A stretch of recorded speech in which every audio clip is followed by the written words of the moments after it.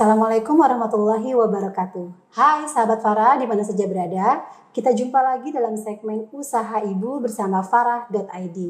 Di sini kita akan berbincang-bincang dengan seorang ibu hebat yang merupakan womanpreneur yang telah membesarkan UKM untuk tidak hanya sukses di dalam negeri tapi juga bisa menembus pasar mancanegara. Kali ini sudah hadir narasumber kita, langsung saja saya sapa nih. Assalamualaikum Mbak Titi. Waalaikumsalam. Mbak Titi apa kabar Mbak Titi? Alhamdulillah kabar baik. Oke, ini Mbak Titi ini nama aslinya adalah Mbak Nurhaiti, benar ya Mbak? Betul. Mbak Titi adalah seorang pebisnis perempuan gitu ya, yang dengan bergerak di CVN dan N atau NNN. Jadi gimana nyebutnya Mbak? N dan N International. N dan N International. Oke. Mau tahu nih sahabat Farah, apa sih yang dibikin sama Mbak Titi ini? Nah, udah ada nih sebetulnya Mbak di depan kita nih Mbak ya. Salah satunya mungkin pada penasaran kok packagingnya lucu banget ini. Keren banget, lucu banget. Kalau saya baca ini adalah keripik pisang BFF. BFF apa tuh Mbak Titi? Oke. Singkatannya BFF. BFF itu kepanjangan dari Best Friend Forever. Best Friend Forever. Oke. Yes. Jadi ini adalah usaha kuliner yang memang dekat banget sama keseharian kita ya. Betul. Jadi camilan. Oke. Yes. Jadi langsung saja nih Mbak Titi, saya mau nanya-nanya Mbak Titi. Awal mulanya bikin keripik ini kan saya dengar juga bukan hanya keripik pisang dong. Betul. Apa aja ininya? Oke. Assalamualaikum warahmatullahi wabarakatuh, sahabat Farah. Ya, perkenalkan saya dengan Nurhaiti atau lebih akrab dipanggil Titi. Ini adalah salah satu usaha kami, keripik BFF. Keripik ini berdiri sejak tahun 2015. Artinya saya memulai bisnis kuliner terutama cemilan itu dimulai di tahun 2015 sampai sekarang.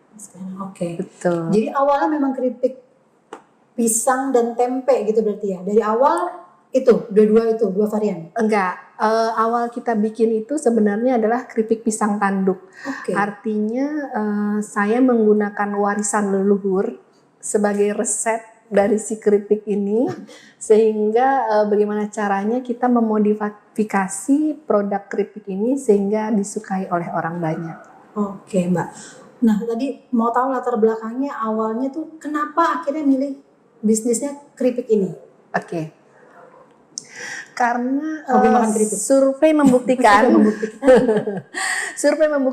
80% orang Indonesia suka ngemil. Suka ngemil. Oke. Itu dulu awalnya. Itu awalnya yang pertama. Nah yang kedua, kenapa pisang? Pisang adalah salah satu komoditi asli Indonesia yang bahan bakunya sangat melimpah. Sehingga kalau dia dibikin sesuatu yang lebih bernilai tambah ekonomis tinggi, dia akan memiliki nilai jual yang lumayan. Itulah yang ingin kita gali sebenarnya. Kalau beli buah pisang oke, bagus gitu kan, tapi ya harganya misalnya 1.000 perak ya sudah 1.000 perak. Tetapi kalau kita bisa bikin sebuah penganan yang istimewa, terstandarisasi, memiliki perizinan yang lengkap dan diproses secara higienis serta memiliki keunggulan, tentu satu pouch ini bisa berharga mahal, 20.000, berapa kali lipat. Betul. Nah, itulah yang menjadi dasar saya memilih kenapa salah satu bahan baku yang kita pakai adalah keripik pisang. Kalau boleh tahu sedikit Mbak, sebelum terjun untuk jadi pebisnis ini keripik, Mbak Titi ini bekerja atau seperti apa Mbak? Oke, saya pernah beberapa kali bekerja di sebuah perusahaan ya, tetapi yang terakhir the latest one is 2010 sampai 2013 saya pernah bekerja di luar negeri sebagai pekerja migran Indonesia, kalau dulu sebutnya TKI. Oke. Nah, jadi saya pernah 1 tahun di Malaysia dan saya pernah 2 tahun di Singapura. Saya kebetulan bekerja di industri farmasi, tetapi selama pengalaman saya bekerja di luar negeri, saya sambil mengamati gitu. Oke. Ternyata banyak sekali ya produk-produk Indonesia itu yang disukai dan diminati orang-orang di luar negeri. Artinya kita punya potensi di situ, sehingga di situ saya terpikir waktu itu cuman angan-angan impian aja, someday suatu saat saya akan bikin produk dan saya akan mencoba menjajah dunia dengan produk yang saya miliki. Keren banget nih. Dengan awalnya keren banget. Yes, betul. Tapi justru dulu farmasi ya, tidak ada hubungannya dengan kuliner gitu ya. Yes, betul. Memang background saya farmasi, tetapi di sana juga kita belajar juga tentang teknologi makanan, gitu. teknologi obat, teknologi kosmetik, obat tradisional. Jadi masuk juga sih sebenarnya, masuk. Oke, nah berarti kayak bagaimana mengemas dengan aman gitu kan juga ya untuk dikonsumsi, itu berarti udah tahu juga ilmunya ya Mbak Titi ya. Yeah. Oke, Mbak Titi boleh tahu nggak sih dulu tuh memulai banyak ibu-ibu nih di Indonesia, aduh katanya takut nih memulai bisnis modal ya, yang utama modal. Nah sebenarnya boleh nggak dikasih bocoran sedikit range-nya sekitar berapa gitu? Oke. Sebenarnya kalau dipikir masalah permodalan itu istilahnya unsur kesekian. Oke. Yang pertama yang harus kita miliki sebagai seorang pengusaha adalah tekad dan nekat. Wah, tekad dan nekat. Artinya begini, kita punya uang banyak, modal banyak, tapi tidak bertekad dan tidak mau nekat, itu nggak jadi apa-apa. Tapi kalau kita punya modal sedikit, 10.000, 20.000, 30.000, 100.000. Kalau kita bertekad, insya Allah bisa jadi pengusaha. Insya Allah lancar gitu ya. Betul. Nah, ini di awal banget tadi tahun 2015. Betul. Berarti setelah selesai bekerja di luar negeri, sampai di Indonesia itu memang langsung? Enggak, 2013 saya buka satu usaha di luar keripik ini. Kita punya laundry kiloan. Oh, jadi sebelum keripik. Kenapa waktu itu saya pilih laundry kiloan? Karena saya pikir jasa cuci gosok itu lumayan suatu bisnis yang menjanjikan dengan modal yang sangat minim sekali. Mesin cucinya udah ada di rumah, gosokannya udah ada di rumah. Tinggal bagaimana kita mempromosikan. Ya gitu aja sih. Oh, jadi itu mulai laundry dulu, kemudian baru si keripik ini. Nah, boleh tahu nggak Mbak Titi tantangannya di awal tuh seperti apa Mbak Titi dalam bisnis keripik ini? Oke. Tantangan di awal itu sebenarnya kita bertarung dengan diri kita sendiri. Mau nggak kita jadi disiplin? Mau nggak kita jadi orang yang siap untuk ditolak? Karena begini, menawarkan sebuah produk itu tidak semudah membalikkan telapak tangan. Ada proses dan perjuangan di situ. Artinya kita punya produk baru, belum dikenal orang, orang belum tahu nih rasanya gimana nih. Waktu itu juga kemasan saya bukan seperti ini, masih pakai kresek biasa ya, yang kayaknya tuh nggak trusted banget gitu. Tetapi seiring dengan berjalannya waktu, kita mengikuti banyak pelatihan, kita mengikuti banyak komunitas-komunitas, kita mengikuti jadi binaan BUMN, binaan pemerintah dan lain-lain, itu kita banyak dapat ilmu baru dan kita dapat banyak masukan baru sehingga kita bisa lebih pede lagi dalam mempromosikan produk kita. Gitu. Jadi di pebisnis tetap harus upgrading juga ya ilmu pengetahuannya gitu ya. Intinya kita harus mau belajar. Belajar dalam segala hal. Karena gini, merubah mindset dari pekerja menjadi pebisnis itu jungkir balik loh gitu kan. Yang contoh ringannya gini aja, kita biasa bekerja dengan orang lain setiap bulan nungguin apa? Gajian. Ya. Tapi begitu kita jadi pengusaha, kita nungguin apa? Ngegaji orang. Itu ada perubahan yang signifikan. Sehingga di situ diperlukan mindset ya, mindset perubahan yang baik dan benar untuk kita siap bertekad dan siap nekat untuk jadi seorang pengusaha. Ya. Jangan ditanya tantangannya.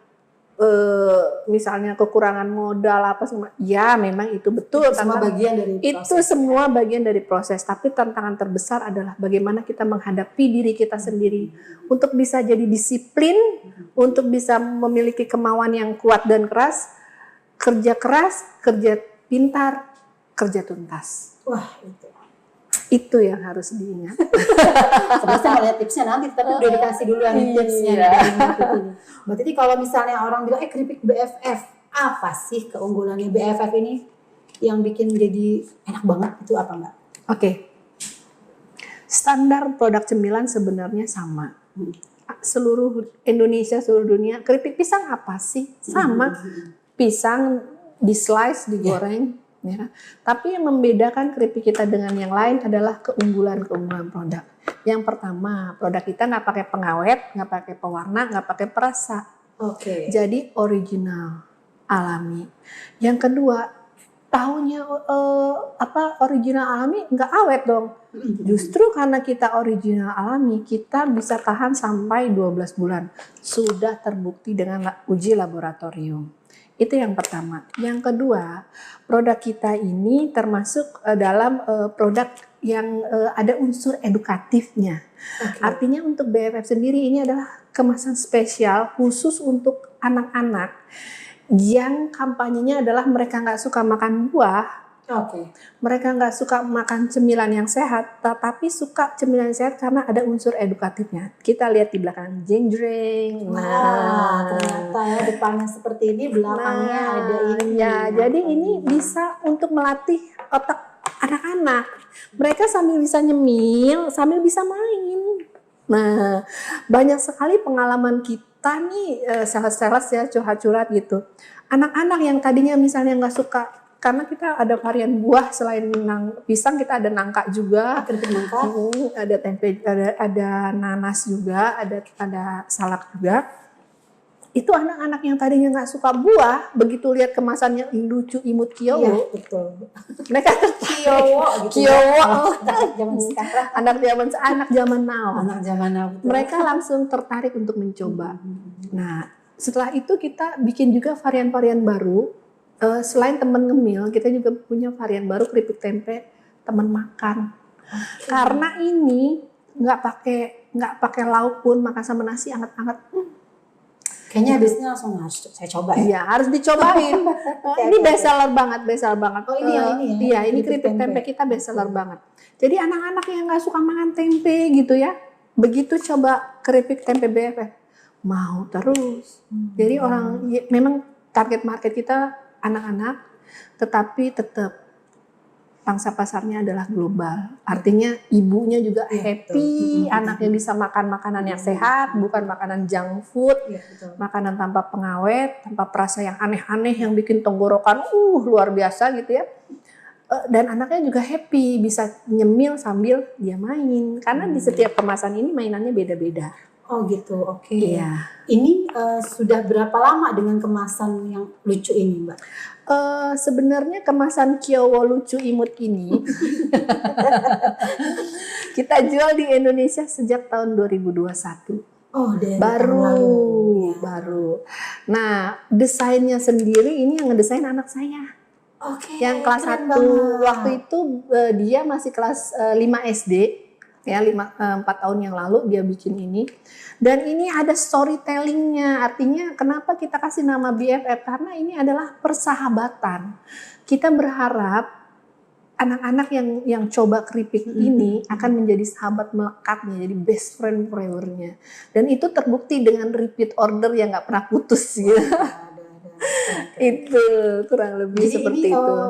Oh, ini gambar-gambar ini ya? Nah, itu digambar oleh anak saya. Jadi ini dia, ini saya. Jadi ini persahabatan antara ibu dan anak. Jadi persahabatan itu bukan cuma teman aja gitu. Antara kita ibu dan anak juga ada persahabatannya. Dan ini juga ada contoh gambar-gambar persahabatan dengan teman-teman. Oh gitu iya, ya. di belakangnya juga ada ya. Iya, jadi ini adalah keripik yang diperuntukkan untuk anak-anak dari anak-anak. Kok jadi terharu ya? Jadi nanya-nanya, ternyata luas banget ini apa? Ada filosofi baliknya juga gitu ya.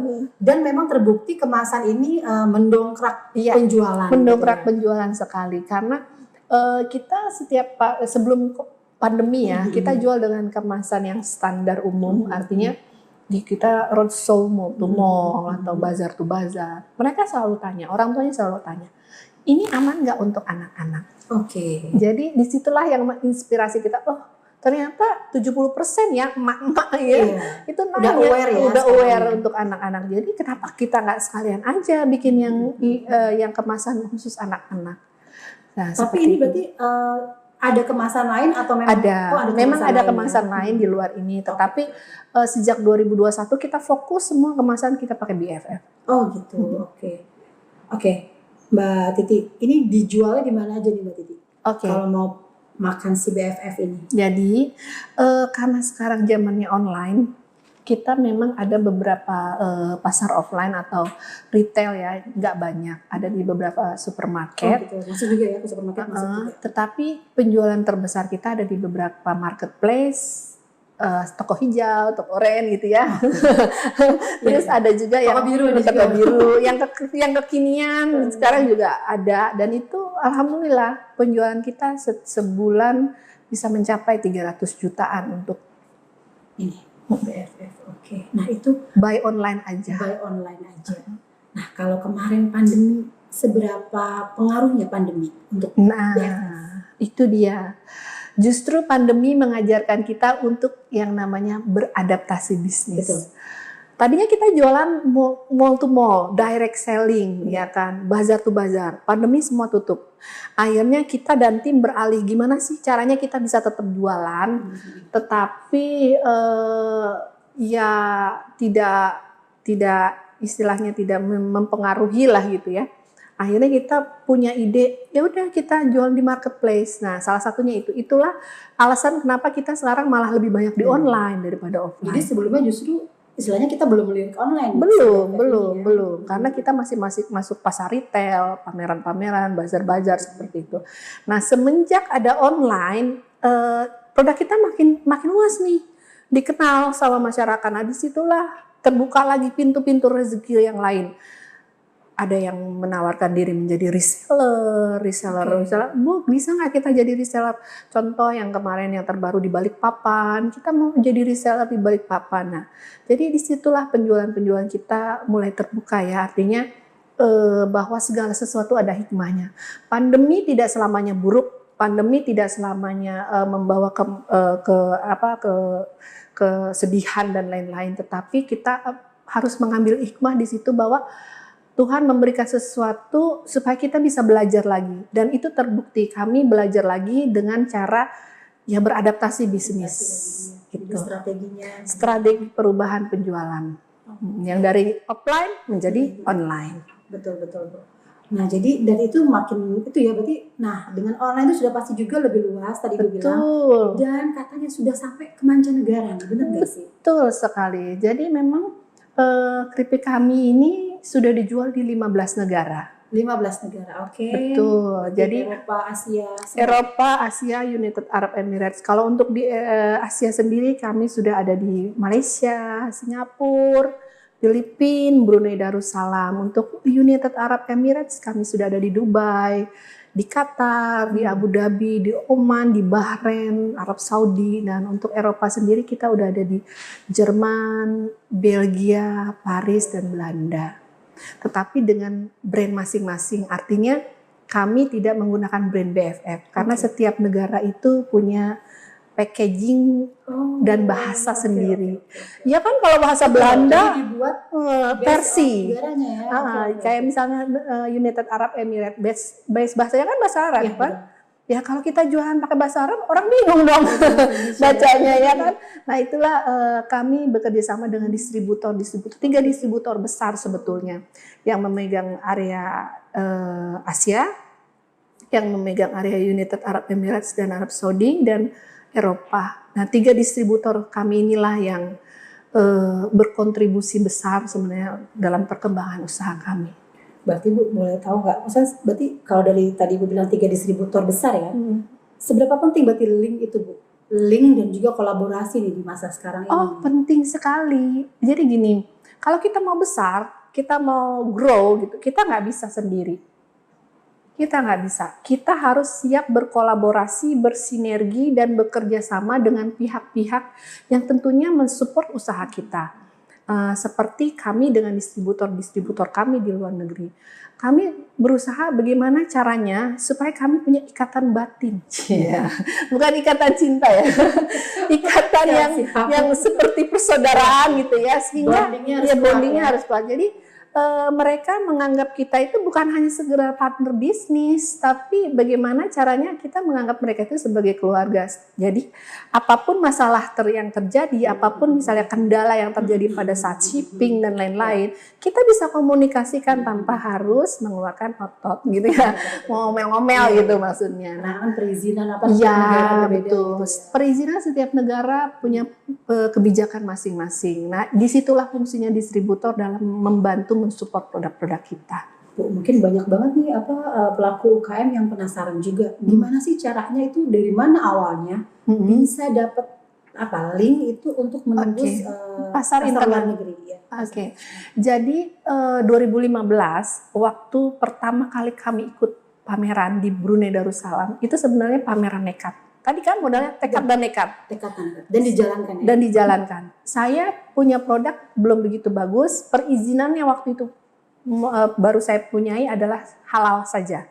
Karena persyaratan masuk pasar Brunei adalah produk itu harus halal untuk makanan.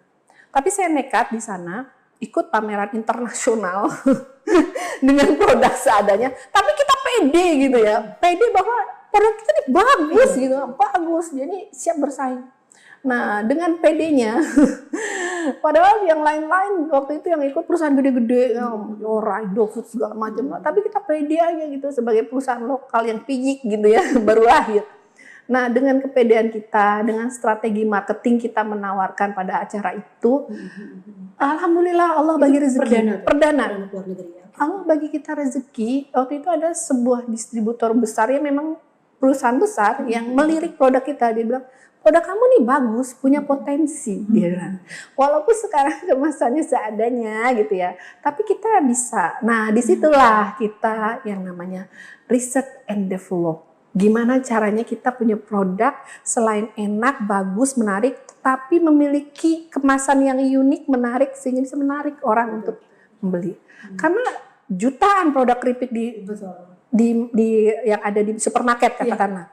Bagaimana caranya orang akan kayaknya enak nih, kan kayak beli kucing dalam karung ya, lihatnya kemasan dulu. Nah, disitulah kita belajar lagi tentang dunia kemasan. Kita memang don't judge a book by its cover. Betul. Tapi untuk ini nggak bisa ya. Nggak bisa. Ini packaging nomor 1 juga ya. Packaging tetap nomor 1. Nah, setelah mereka lihat packaging yang menarik, produknya enak, oke, bagus, pasti akan repeat terus.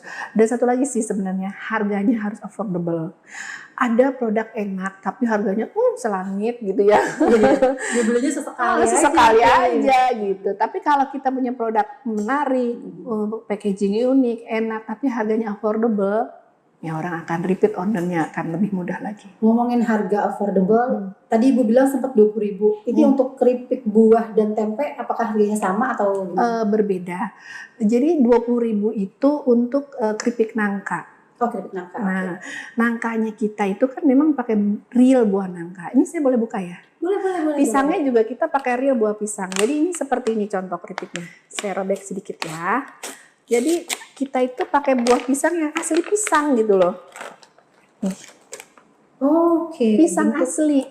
Iya, kita tadi mikirnya kayak yang slice ada, gitu. Itu yang keripik ada. Nah, ini yang namanya pisang crispy. Jadi buah pisang yang kita proses dengan mesin yang namanya vacuum frying. Vacuum frying itu hanya menarik kadar air yang ada di buah, sehingga kadar seratnya masih utuh. Gitu. Nah, ini tadi bilang juga tetap sehat ya? Tetap sehat. Ini untuk orang yang mau diet-diet, seratnya sangat bagus, cocok Mil. Mau dicobain boleh. Boleh banget ya. Saya sambil ngomong jadi susah. Jadi si keripik pisang ini pun ada beberapa varian gitu. Ada beberapa varian. Ini yang pisang crispy. Nah, kalau yang ini yang sesuai yang Mbak bayangkan tadi, yang diseru-seru. Gitu. Kayaknya habis ini saya bakal nyoba nih, Bu. Siap. Nanti boleh dicobain. Iya, siap. Oke, kalau keripik tempe ada ini juga, varian juga seperti ini? Enggak, kalau tempe kita original aja. Tempe original aja. Tadi kan Ibu bilang ada yang teman ngemil dan teman makan tuh beda atau sama? Teman ngemil dan teman makan yang itu tagline untuk keripik tempe. Oh, begitu. Kira saya bikin 2. Enggak, jadi kalau mau makan nasi, nggak punya lauk, tinggal diaurin aja keripik tempenya. Istilahnya mau digadoin atau jadi lauk gitu. Tetap oke. Tetap si keripik tempe ini. Oke, waduh. Pokoknya abis ini saya akan ini nih. Siap. Nggak bisa berhenti. Mbak. Nah, dengan tadi udah ke luar negeri, kalau di luar negeri sama dalam negeri pasarnya sama kuat atau gimana? Boleh tahu nggak? Sebenarnya awalnya sebelum pandemi 90% penjualan kita adalah ekspor. Oke. 90%. 90%. Karena apa? Tujuan awal saya bikin produk ini memang untuk ekspor awalnya. Seperti tadi visi misi di pertama, depan. cita rasa Indonesia Cita rasa Indonesia itu yang mendunia. Jadi kenapa juga dikasih nama internasional dengan harapan dulu ya bahwa produk kita, perusahaan kita itu bisa go internasional. Tapi alhamdulillah dimakbul ya. Walaupun belum internasional yang sudah ada, tetapi kita berusaha untuk go internasional. Jadi keripik BFF ini di bawah payung tadi ya N internasional. N dan N internasional.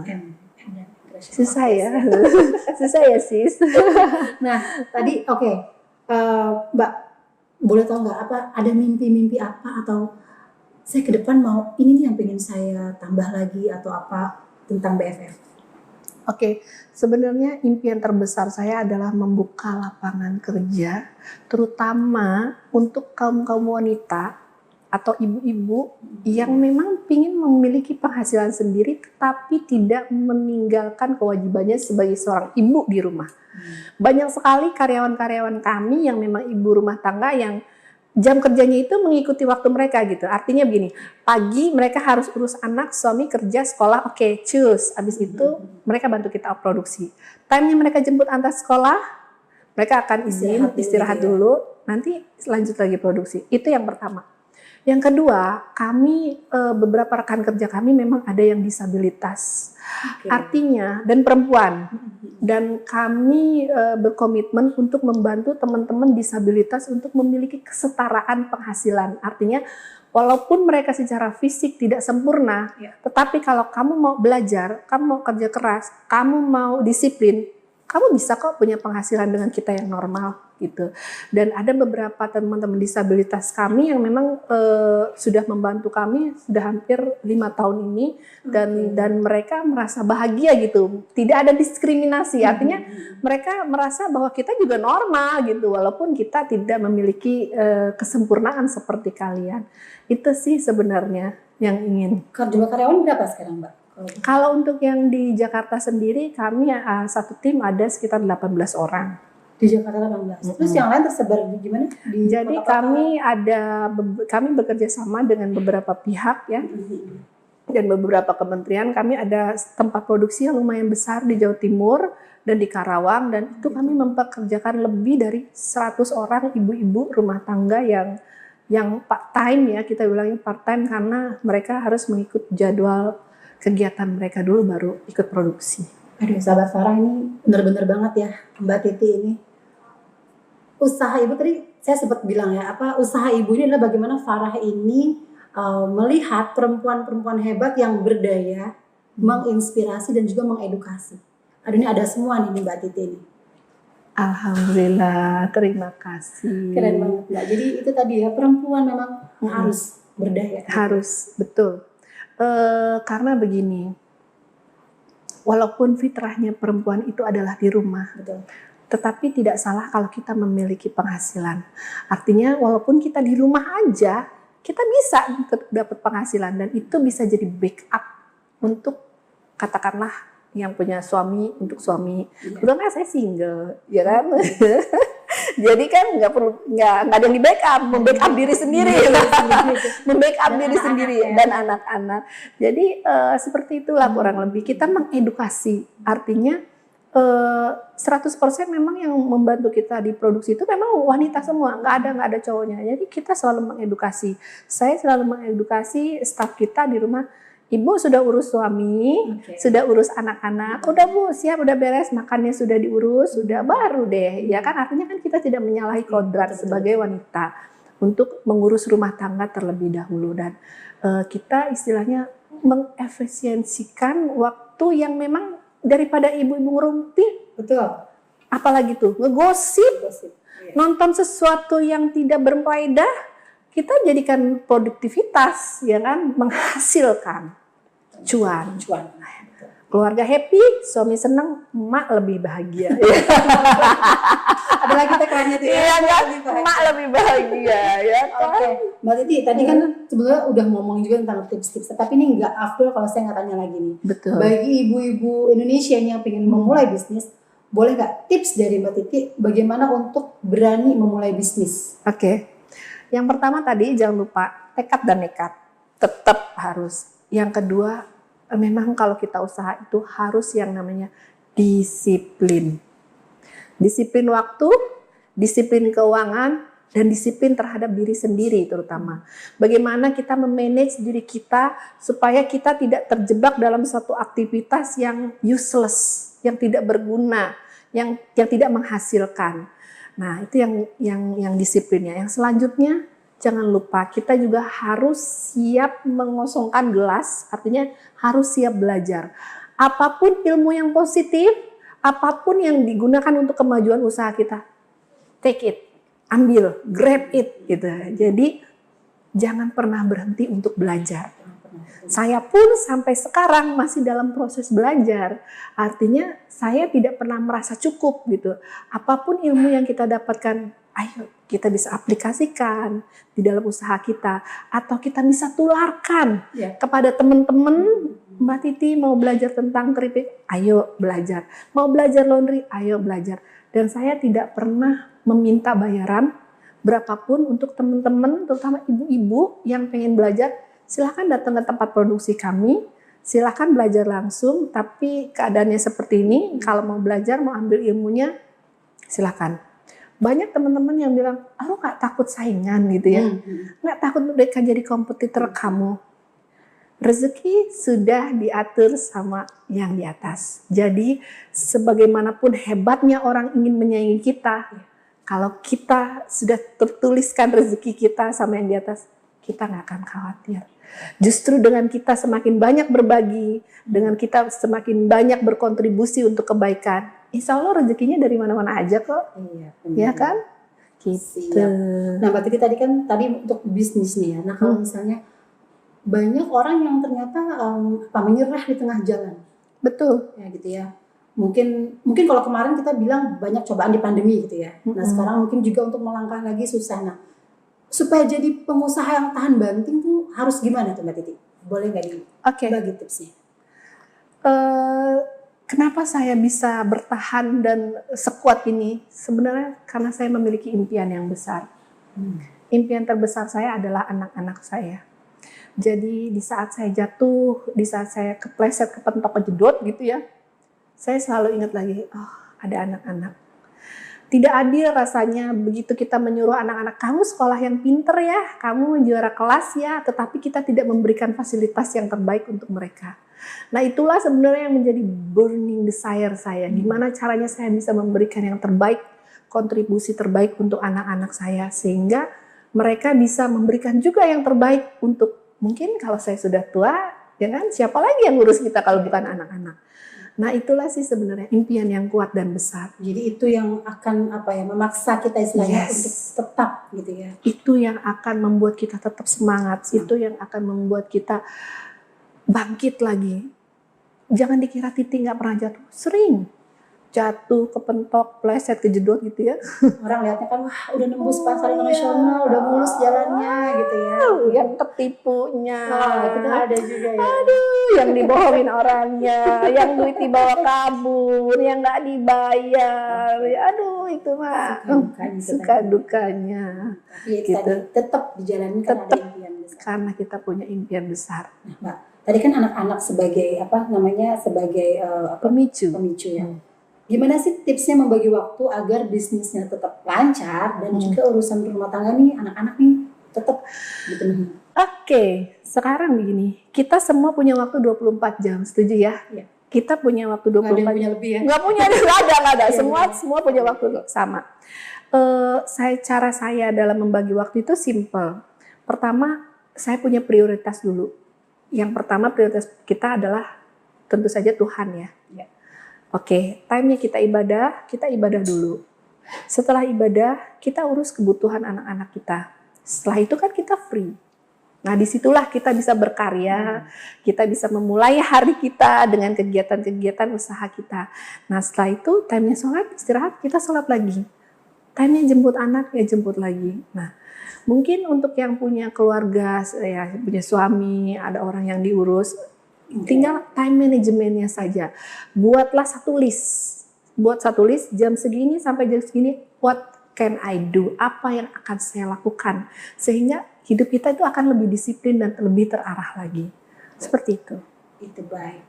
Mbak Titi banyak banget udah tadi insight dari Mbak Titi ini tentang bisnis, tentang bagaimana tadi produk yang baik dan unggul itu seperti apa. Nah, sekarang mungkin terakhir kalau mau jadi reseller tadi bisa ya? Bisa banget. Reseller atau apa nih jatuhnya? Distributor. Distributor gitu ya. Itu gimana caranya, Mbak? Oke, untuk cari jadi reseller kita gampang. Kita di sini ada informasi tentang website kita semua. Ada di sini. Ada website, ada juga nomor WhatsApp, ada juga media sosial. Nanti kita cantumin nih Mbak ya. Boleh dong. Kita nih ya. Silahkan. N dan N internasional. Ribet ya. Ini Instagramnya nanti ada juga, nanti kita tayangkan. N_international. Betul. TikToknya juga ada. N_international. Karena ini untuk zaman now. Jadi semua media sosial harus wajib kudu ada. Digital platform kita harus lengkap. Oke, siap.